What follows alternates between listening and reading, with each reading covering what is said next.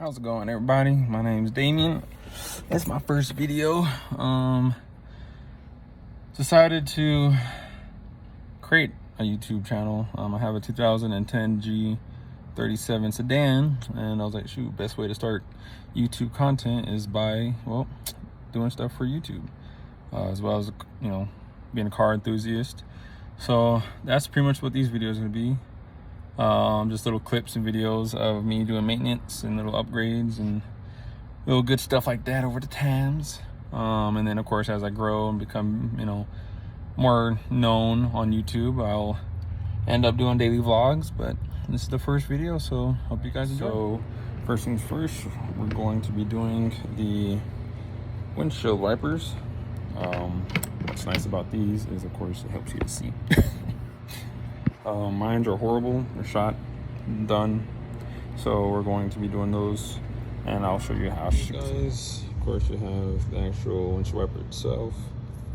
You just on the Infinities, there is a hook, like the hook style. You just kind of push it down like so, and boom. And the same thing in reverse with the new ones. The new one just kind of place in at an angle like so. And then, so when you replace these guys to put the new one on, you have the hook right here, and then of course you have this angle piece right here, and then just kind of push it in, and then you hit click, and you're good to go. Super simple. Quick update, doing the steering pump. I'm doing a full drain and fill on that guy as well for the maintenance. And this is how you get to it. So you have to start off, of course, by taking the whole under panel off to get access to all the electronics, or not electronics, the engine itself, of course, but all the components are up here. And then, of course, you could tell I already drained it, down in this guy right here. But I'll show you a nice little technique that I seem to use that I like. To do it properly without making too much of it. All right, of course, you have your intake. Super simple, just 110 mil right here. Pops it off. When you pop it off, of course, you have to pull it. You have these nubs here for that guy. So after you pull it off, this is, of course, the actual reservoir right here. And with this reservoir, the way it works, it's pretty simple. It comes from the actual pump and then up to the reservoir and then down into the, I believe it's the oil cooler, pretty much, and then it comes back into the motor cycles.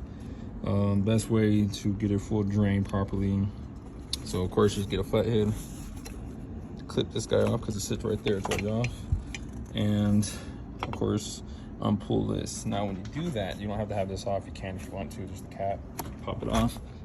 What I did, I just had like a bottle or anything like that, just cut the lid off. So as soon as you pull it off there, of course put it right over, let it drain, and as soon as completely drain, put this line back on. As soon as you place it back on, of course pour it out if you want to, whatnot. Run into the car, and when you run into the car, turn the car on for about 5 seconds or so, and you would hear it. You would either hear this fill up or you hear this drain if you don't plug it back in. Right, so for the power steering fluid, I'm using good old Valvoline, but you want to use Dextron 6 is what they, when I went to Infiniti, that's what they recommended if you didn't want to get Nissan brand one. But there is a cold mark for max. You want to fill it up to there, and then after filling it up to there, go inside the car, turn on for about 5 seconds, but don't do anything, then turn off, then turn the wheel and accessory mode, left, right, left, right, left, right, come out, check it, just keep doing that until she's full. You also will be hearing some weird noises and bubbling, gargling coming from the steering column. Don't worry about it, that's normal. That's because of the air that's coming from the air bubbles throughout the lines. So you have your transmission, of course, right here, and then you have your drain plug right there, of course, where all the oil is coming from. That is a 19 mil that you want for that guy. And then for the engine cover, I'm gonna take it off as well. There is 5 10 mils. It's a 10 mil socket. Let's take the cover off. And then that will help you get to your transmission and dipstick. Of course, right down here is a good old 10 mil. So get that, of course, extension, and take this off while it's draining just to help it drain a little faster. And this is where you will reinstall your 9 to 13 quarts of oil, depending how much you need. We're about to measure that here shortly. Okay, and then to finish off the good old maintenance, we're going to be doing a drain on the diff as well. Front diff I will be doing here in the future when I do the gallery gaskets. So that's another video, so stay tuned for that. But when you do your diff, you want a 10 mil Allen. Alright, so you, of course, when you do this, I already broke it, but make sure before you even break the bottom, make sure that you can break the top bolt first. This is where you will put the oil in, but when you do it, make sure you do this first, because if you say you drain the diff and you can't break this guy open, yeah, you're gonna have a fun time. So we're gonna drain this real quick and then fill it up. Quick update, I drained the diff already.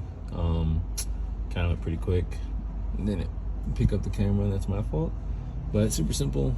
And I'm not gonna lie, just be prepared. This stuff stinks very bad. The old diff oil was like really disgusting. I'm not gonna lie, worst smell I smelled in a long time.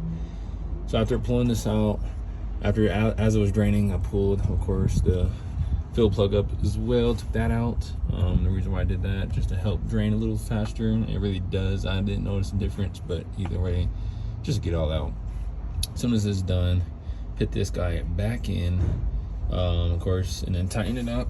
And when I tighten it up, I'm going to have it set to 25 foot-pounds of torque for this, as well as the drainage or fill plug as well. And then that should be it.